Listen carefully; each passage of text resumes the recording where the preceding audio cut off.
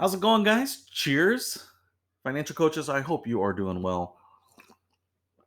It's early start in the morning here, drinking my coffee, and I wanted to talk to you about why we shouldn't give away free coaching to people who are in bad financial straits. Now, this is a generality because I'm going to tell you, in all honesty, I've given away free coaching. I've given away a lot of free coaching for a number of reasons. A lot of people have gotten coaching for free to them, but it was paid by someone else as well. And sometimes it was paid from someone else, and it was a discount on my end too. So, I'm not saying that this is a hard and fast rule.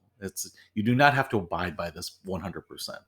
But I think philosophically, I have um, no issue with charging people who might be in some of the toughest financial situations ever.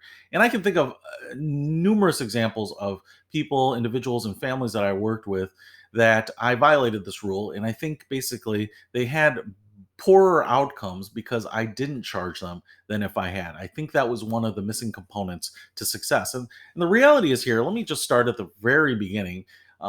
You are probably charging people and you're probably tempted to give a free pass to some people. And I'm going to leave family out of this. I saw a post, I'm going to talk about this, of someone who's financial coaching, I think her sister, and asked, well, how do I start charging her?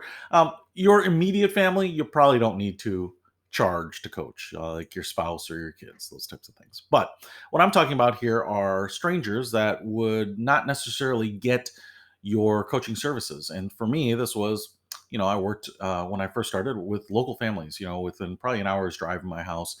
And there were a lot, in one case, I worked with someone who had $170,000 in credit card debt. And they had maxed out their credit cards. And in fact, they were authorized users on the parents' credit cards now because they had kids, and the parents, the kids' grandparents, felt like they needed to help out, and they had maxed out their parents' credit cards too. And in this case, you can say, "Oh my gosh, things are really out of control," and they don't have any money. In fact, one of their windows had broken.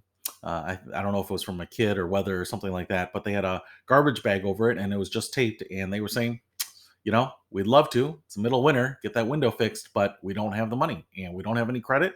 And this is the problem that some people can get themselves into. And so, how can I, in good conscience, go in there and charge them something? Now, here is where I say maybe it gets a little bit fungible, is that what you charge them is less relevant than charging them, right? So in my case, at the time, I was targeting $100 to $150 an hour. This couple was probably going to need 4 or 5 hours of total time, is my guess, to kind of get them triaged. And there might be a relationship after that, but to say, hey, you've got to come up with $500 for me over the next couple weeks was probably unrealistic.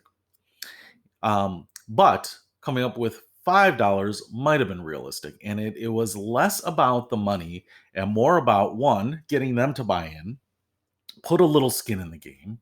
And I'll tell you what I did with this client, and why I believe this is that ultimately I said, this is what we would charge. And, I really think that I want to help you out. I see that we're going to help out, I think, three generations of people: your parents, you, your kids here.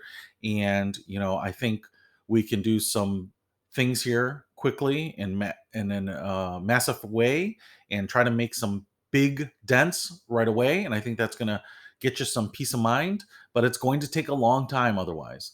And, even if it's bankruptcy, which I definitely thought was a possibility and a viable option, we started going down this route. And the first session went great, and it went relatively long. And the second session they were late for, and the third session they didn't show up for. And part of the problem there is that there just wasn't any skin in the game for them. And I think what I realized is that in this particular case, the debt that they had fell on them because of behavioral problems. So, why would I think that maybe shopping or overspending or living above their means, which is a signal of kind of a root behavioral problem, probably between the couple and the family itself, maybe even the parents, helping to enable some of that. would mean that there wouldn't be behavioral problems on other things like showing up early or on time or even for the appointment, right?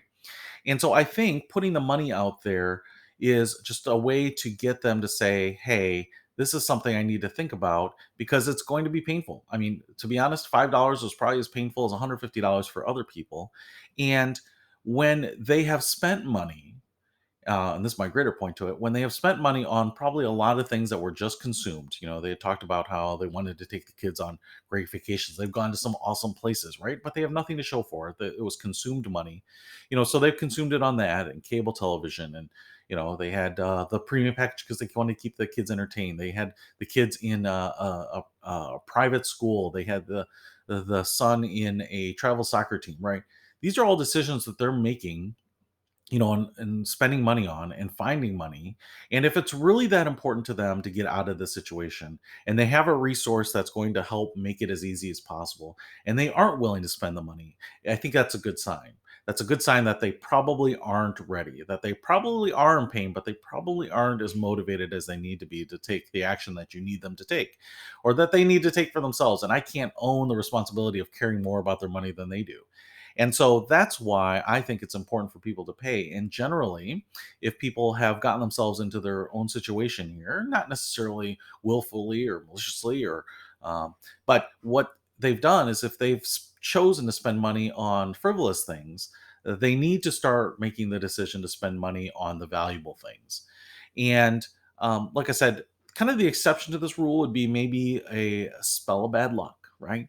Maybe a medical need that forced you to go to your max out of pocket, which you just never thought would happen, or some sort of family emergency or natural disaster or something like that.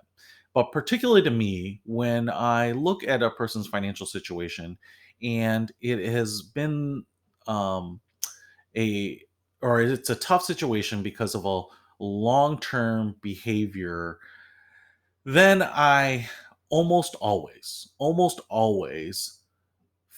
explain that there has to be something charged for the consultations for the help. And there are probably places they can go to, some debt management agencies where they can get a free debt counselor and they might try to help consolidate the debt or whatever. But if they go to an attorney, they're not going to file bankruptcy for them for free. So if they really are serious about getting out of their situation, they've got to pay for the solution because they're paying for the problem. And in this case, they were continuing to pay for the problem and getting themselves in a deeper hole. Now, I don't mean to beat up on them, you know, nice people, and they just like I said, weren't willing to take massive action, and it was nothing short of massive action that they needed to take. And um, and it was also shame on me for not picking up some of those signals earlier and doing whatever I could to hopefully give us a professional relationship that was going to be teed up for success. So that's my thought.